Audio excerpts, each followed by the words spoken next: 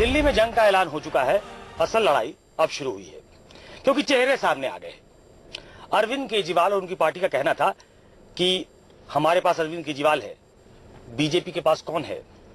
BJP ने जवाब दिया है, हमारे पास किरण बेदी है। हमारे साथ बात करने के लिए आम आदमी पार्टी के संयोजक अरविंद केजरीवाल हैं। क्या हाल है अरविंद जी? नमस्कार। क्या हाल है? अब बहुत अच्छा है। नहीं, अभी भी अच्छा है। हाँ, क्यों?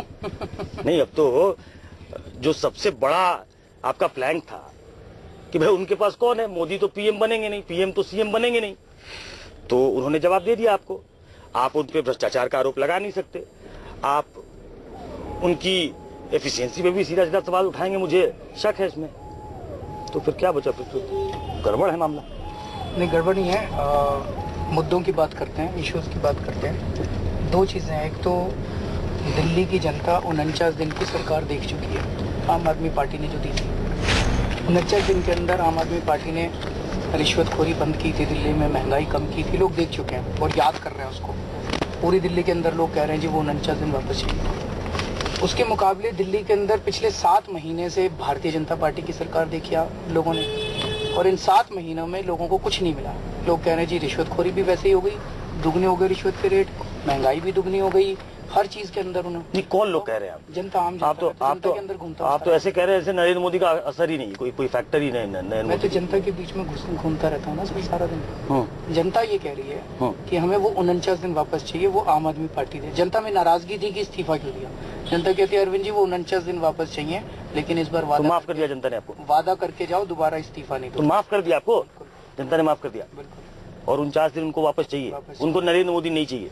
बात इसकी नहीं है कि ये चाहिए कि वो चाहिए, लोगों को तो अपने घर का खर्चा चलाना है ना। उनको कोई किसी लीडर के साथ कोई प्रेम मोहब्बत थोड़ी है। इशू तो ये है कि घर का खर्चा नहीं चल रहा। कल मैं एक सभा में गया, अब एक आदमी अपना पानी का बिल लेके आया, कहता है अरविंद जी आपके टाइम में मेरा नेगेटिव बिल हो गया था, हमने पानी फ्री किया था ना, तो पिछला बकाया, और कहता है अब ये 9,190 रुपए का मेरा बिल आया है। 9,000, और गरीब आदमी था।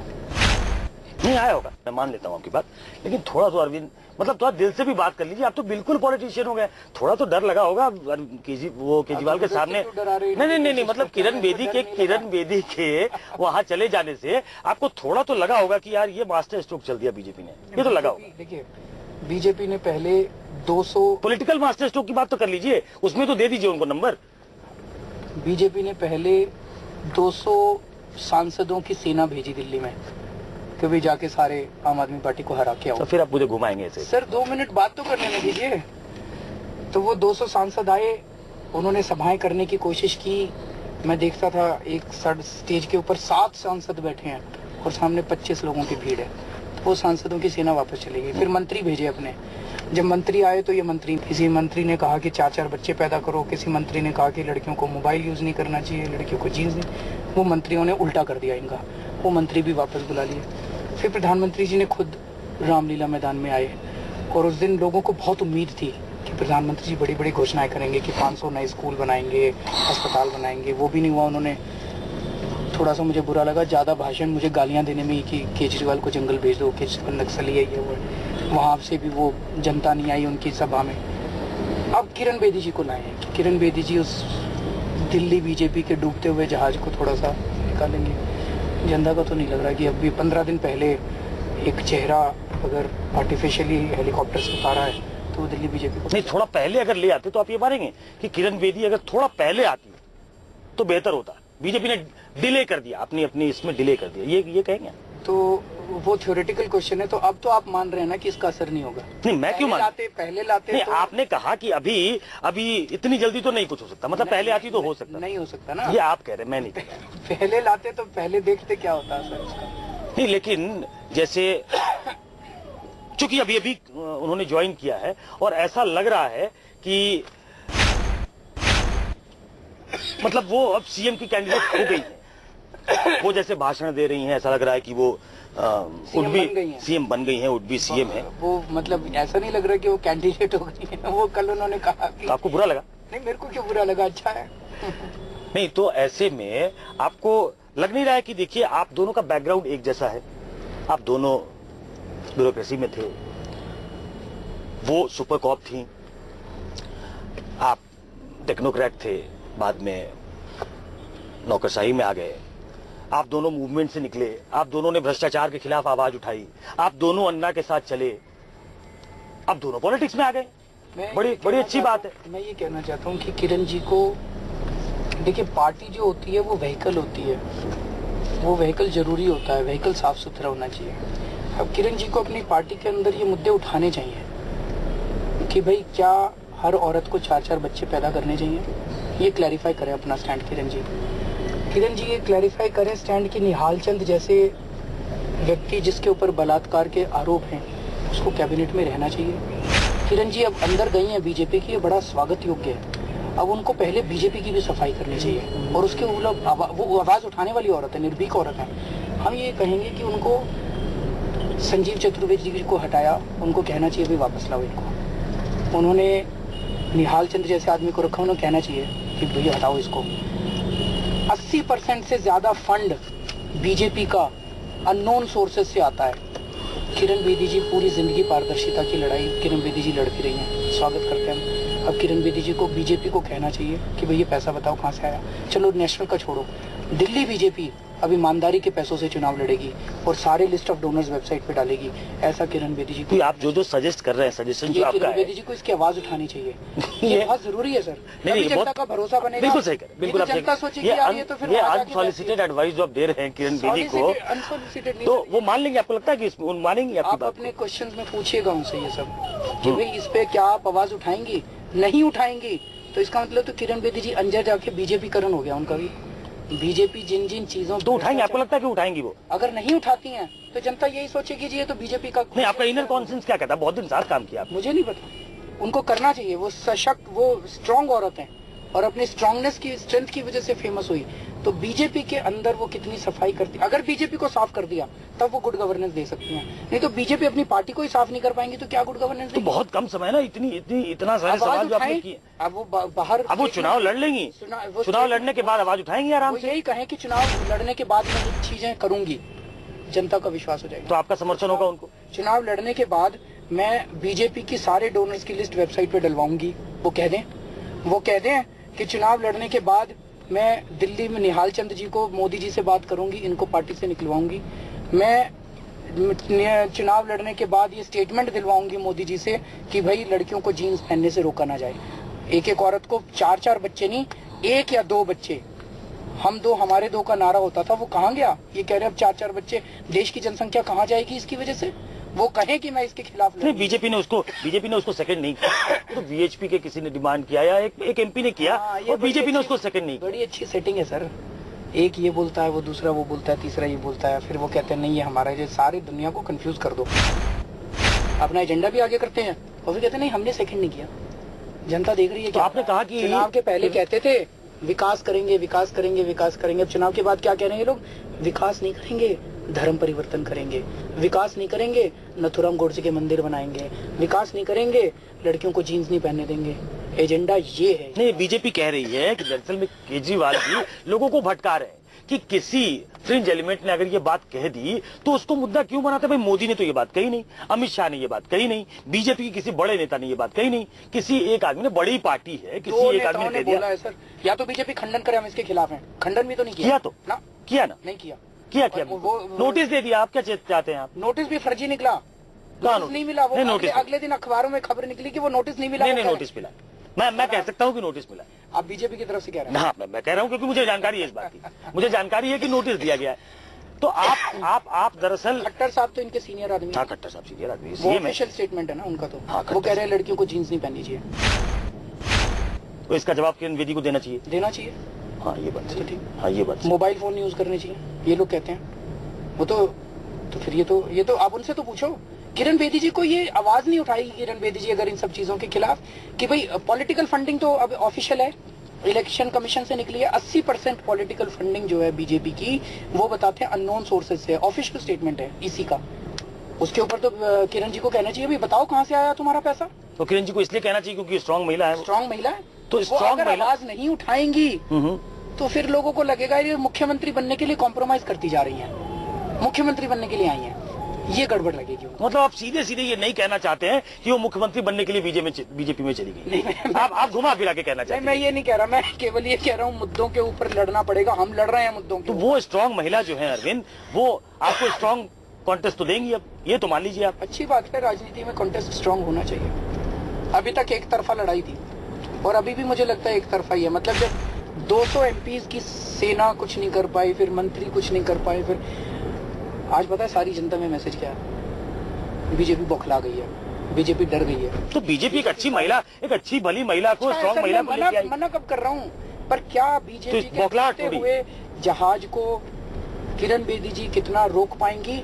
वो तभी रोक पाएंगी, जनता का कॉन्फिडेंस तभी बनेगा जब किरण बेदी जी दिल्ली बीजेपी को साफ करने के लिए कुछ कड़े कदम अगले 3 दिन में कड़े कदम उठा दें बीजेपी, किरण बेदी जी दिल्ली बीजेपी को साफ करने के लिए। मैं बताता हूँ वो क्या क्या कदम होने चाहिए? वो कदम होना चाहिए, वो कहें कि दिल्ली में बीजेपी का जो पूरा का पूरा चुनाव है ईमानदारी के पैसों से लड़ेंगे। पूरी लिस्ट डालेंगे वेबसाइट के ऊपर, किस किसने चंदा दिया, कितना कितना खर्चा हुआ, किस किस कैंडिडेट ने कितना। वो ये कहें जिस जिन कैंडिडेट्स के खिलाफ कोई भी आरोप, तो इलेक्शन कमीशन को दे दिया पिछली बार का खर्चा की 700 कुछ करोड़, 700 करोड़ ने वेबसाइट पे डाल दो। खर्चा किया है? क्यों नहीं डालते वेबसाइट पे? हमने अपनी ऑडिटेड बैलेंस शीट वेबसाइट पे डाली हुई है, वो क्यों नहीं डाल सकते? वो भी डाल दें। दूसरी चीज, दूसरी बात वो कहें कि वो जितने गंदे कैंडिडेट्स हैं उनको नहीं। तीसरी बात वो कहें कि जीन्स जो मनोहर लाल खट्टर ने बोला वो गलत बोला और मनोहर लाल खट्टर को ऐसे ही नहीं बोलना चाहिए, वो ये बताएं। चौथी चीज वो कहें कि संजीव चतुर्वेदी जी को एम्स से हटाया गया, उनको वो वापस बहाल करने के लिए लड़ेंगी। निहाल चंद को जो बलात्कार के आरोप है, ये बात आपने अंडरलाइन किया। ये सारी चीजें वो बोले। मैं आपको बता रहा हूँ 3 दिन में अगर वो बोल देती हैं, टक्कर फिर कांटे की हो जाएगी। अभी एक तरफा लड़ाई चल रही है जो आम आदमी पार्टी जीत रही है। अच्छा ये बताइए कि आपने बहुत करीने से उनके सामने कुछ ऐसी बातें सामने रख दी हैं कि शायद करना उनके लिए मुश्किल होगा। नहीं तो आप कोई हिसाब से नहीं करेंगे? नहीं, पूरी पार्टी है ना वो। फिर आपको नहीं लगता अगर नहीं करेंगे तो फिर क्या फायदा? नहीं, इंटरव्यू मैं कर रहा हूं तो आप मुझसे मत पूछिए, मैं आपसे पूछूंगा। नहीं, ऐसा है कि आप तो सीधा सीधा अटैक नहीं कर रहे, लेकिन कुमार विश्वास कुछ और कह रहे हैं। आपके एक म्यूजिशियन जो म्यूजिक देते फिल्मों में, नाम भूल गया उनका, विशाल डडलानी साहब, हाँ, वो भी अटैक कर रहे हैं। तो बौखलाहट आपकी तरफ भी है इसका मतलब? अरविंद केजरीवाल तो बहुत संभले हुए आदमी हैं, वो बहुत पॉलिटिकल आदमी हो गए हैं, लेकिन बाकी लोग जो हैं, जो एक कवि हृदय हैं, वो अपनी कविताओं के जरिए उनके बौखलाहट निकाल रहे हैं। कवि हृदय अपने कविताओं के जरिए करता है, म्यूजिशियन वाला म्यूजिक के जरिए करता है। धोखा दिया आपको किरण बेदी? किसने बोला? बोला विशाल डडलानी ने बोला। उन्होंने ये बोला होगा आंदोलन को, तो वो अपने तरीके से बोल रहे हैं। लेकिन आपको ये मलाल है अरविंद कि अगर जाना ही था राजनीति में तो हमारे साथ आना था, कहाँ चली गई बीजेपी के साथ? ये प्रश्न तो उठता है कि बीजेपी में उनको क्या दिखा? यही राजनीति बदलने आए थे हम लोग, इतने अनशन किए, इतना आंदोलन किया। तो आपके अनशन आंदोलन से परेशान है ना वो बीजेपी कि सिर्फ आप अनशन करते हैं, आंदोलन करते हैं, अब गवर्नेंस की बात नहीं है। उन्होंने क्यों साथ नहीं दिया? फिर क्यों साथ दिया उन दिनों में? अगर वो अनशन को बुरा नहीं, तब तक तो आप अनशन की राजनीति नहीं कर रहे थे ना, तब आप अनशन कर रहे थे। जब आप गवर्नेंस में आए, जब गवर्न करने आए, तब उनको इस बात का वो कहती हैं ये बात कि जब गवर्नेंस में हो तो गवर्न करो ना, तो इसलिए वो नरेंद्र मोदी की मुरीद होगी कि भाई वो गवर्न करते हैं। पर अनशन तो नरेंद्र मोदी जी ने भी किया था 3 दिन का, 2006 में नर्मदा का डैम की हाइट बढ़ाने के लिए नरेंद्र मोदी जी 3 दिन के धरने पे बैठे थे अहमदाबाद में। तो उनसे इस बार जाओगे इंटरव्यू में पूछिएगा कि क्या वो ठीक किया था मोदी जी ने? तो मतलब कुल मिला के आप ये कह रहे हैं कि भाई किरण बेदी को वहां मुख्यमंत्री पद का पद दिखा और ऐसा दिखा कि शायद वो वहां हो जाएंगे, इसलिए चली गई। आप कुल मिला के यही कह रहे हैं? ये आप अपना कंक्लूजन ड्रॉ करने के लिए स्वतंत्र हैं। और आप इसका खंडन भी नहीं करेंगे कि अगर मैं ये कंक्लूजन ड्रॉ करूं तो गलत होगा? नहीं, ऐसा वो स्वतंत्र हैं, वो जिस वजह से भी गई भारतीय जनता पार्टी ने, अब जनता को। अच्छा ये बताइए, आपके साथ धरना प्रदर्शन के जमाने में जो आपने अन्ना को आगे रख के किया था, तो वीके सिंह थे, जनरल वीके सिंह आए, साजिया भी थी, किरण बेदी भी थी, अब वीके सिंह भी वही हैं, साजिया भी वहां है, किरण बेदी भी वहां है। तो ऐसा तो नहीं है कि सब के सब अपॉर्चुनिस्टिक पॉलिटिक्स करने वाले थे, सब चले गए वहां, अरविंद ही एक लड़ने वाले हैं, बाकी सब ऐसे ही हैं? अब ऐसा कैसे हो सकता है? सब छोड़ के जा रहे हैं, मतलब कुछ ना कहीं तो गड़बड़ी आपकी तरफ से हो रही है। कहीं ना कहीं आप ये कहिए कि ना, कहीं ना कहीं तो बीजेपी ने क्या कह दीजिए। कुछ नहीं। कहीं ना कहीं बीजेपी ने क्या? नहीं, कुछ नहीं। दुर्भाग्यपूर्ण है, मैं बस ये कहूंगा। इन सब का जाना जो भी है ठीक नहीं है। ठीक नहीं है। नहीं, कभी इंट्रोस्पेक्ट करते हैं आपकी साथिया को नहीं जाना चाहिए था, वीके सिंह को अपने तरफ ला सकते थे, किरण बेदी भी हमारे साइड होती तो ये बड़ा पोटेंट फोर्स इतना मोह था तो आंदोलन के टाइम में क्यों नहीं कहा कि बीजेपी के साथ हैं हम लोग? छुपा के क्यों रखा? अब ये अरुण जेटली ने उस दिन कहा कि हम तो इनसे बहुत लंबे समय से संपर्क में थे, तो इसका मतलब आंदोलन के अंदर ये बीजेपी के प्लांट थे ये सब लोग? बहुत गंभीर आरोप लगा रहे हैं अरविंद। मैं तो पूछ रहा हूँ आपसे, बहुत आंदोलन के अंदर क्या बीजेपी, मैं वही तो कह रहा था, आप जबरदस्ती बोल रहे हैं। मैं ये कह रहा हूँ कि बीजेपी की, अगर इनको बीजेपी इतनी अच्छी लगती थी तो आंदोलन के टाइम ये लोग कहते कि बीजेपी हमें अच्छी लगती है, बीजेपी अच्छी पार्टी है, बीजेपी को वोट दो। फिर आंदोलन करने की क्या जरूरत थी? ये लोकपाल का तमाशा करने की क्या जरूरत थी? अगर बीजेपी इतनी अच्छी थी तो कुछ ना कुछ तो गड़बड़ है सर, नहीं? आपको नहीं लगता? आपको उम्मीद है? जनता देख रही है सर, मैं आपको बताऊं, इस देश की जनता बड़ी, जनता ये देख रही है कि एक ऐसी महिला को बीजेपी ले आई जो अब अरविंद को टक्कर दे सकती है। जनता तो ये भी देख रही होगी। 15 दिन हमारे ऊपर भरोसा है सर। हमने पहली चीज तो करके दिखाई, दूसरी चीज हम कोई पैराशूट से नहीं आए। सारा दिन आप मेरे साथ घूमिए 3-4 दिन, मैं आपको बुलाता हूँ। सारा दिन दिल्ली की गलियों में घूमते हैं हम, दिल्ली की अनऑथराइज्ड कॉलोनीज, दिल्ली की रीसेटलमेंट कॉलोनीज, दिल्ली की झुग्गी झोपड़ी। सब किरण जी भी घूमेंगी, अब नेता होगी ना, तो 15 दिन में सब कुछ समझ आ जाएगी दिल्ली। सर दिल्ली की नस नस से वाकिफ है, दिल्ली के लोग। उन्होंने दिल्ली में पुलिसिंग की है, क्या बात करते हैं आप? कब की थी? 1982 में बदल चुकी है सर दिल्ली, 1982 के बाद। मतलब आप ये भी कह रहे हैं कि किरण बेदी को दिल्ली का मालूम ही नहीं? कहाँ मालूम है सर, आप पूछ लीजिए उनको अनऑथराइज्ड कॉलोनीज की समस्या क्या है, उनसे इशू पूछ लीजिए, अनऑथराइज्ड कॉलोनीज का इशू क्या है? नहीं बता पाएंगे। दिल्ली देहात का इशू क्या है? पढ़ी लिखी महिला, क्या बात? अच्छा है ना सर, तो पूछ लीजिए आप, अपने इंटरव्यू में पूछ लीजिए ना सर। मैं तो ये कह रहा हूँ, मैं मना थोड़ी कर रहा हूँ, मैं कह रहा हूँ 2 चीजें, एक तो इश्यूज की थोड़ी जानकारी कर लें, और दूसरा ये कि थोड़ा बीजेपी को साफ कर दे। बीजेपी बहुत ही भ्रष्ट। आप ये भी आरोप लगा सकते हैं कि उनको विनोद नगर का है नहीं मालूम होगा दिल्ली में। चलो वो तो नहीं पता तो कोई बात नहीं, सारी दिल्ली का वो तो नक्शा है, नक्शे से पता चल जाएगा। मुद्दे पता होने जरूरी है सर नेता को, कि मुद्दे क्या हैं, किन मुद्दों पे चुनाव। उन्होंने बोला है कल, क्या चीफ मिनिस्टर की तरफ बात कर रही थी वो, उन्होंने बोला कि सेक्रेटेरिएट साथ चलेगा, 9 बजे लोग निकल जाएंगे। ये तो आपने भी शुरू किया था ना। हमारे मंत्री निकले थे, सोमनाथ भारती निकले, मनीष सिसोदिया निकले चेकिंग के लिए, तो आपके मंत्री निकले तो उन्होंने तो गुंडागर्दी मचा दी। अंग्रेजी में क्या बोला? विजिलेंट, क्या था वो? हाँ वैसे ही कुछ था। विजिलेंटिज्म। और अब ये कह रही है कि हमारे सारे मंत्री निकलेंगे, रोज सवेरे 9 बजे निकलेंगे। इनके मंत्री पुलिस वाले से लड़ेंगे थोड़ी, आपके मंत्री तो पुलिस वाले से लड़ रहे थे। तो अगर पुलिस वाला अगर वो नहीं करेगा तो पुलिस वालों को ये तो कहेंगे कि वहाँ पे सेक्स रैकेट चल रहा है, ड्रग रैकेट चल रहा है, जाको पकड़ो उसको। नहीं कहेंगे पुलिस वाले को? काम नहीं करेगा, थोड़ा डांटना नहीं चाहिए? एमएलए को डांटना चाहिए बिल्कुल।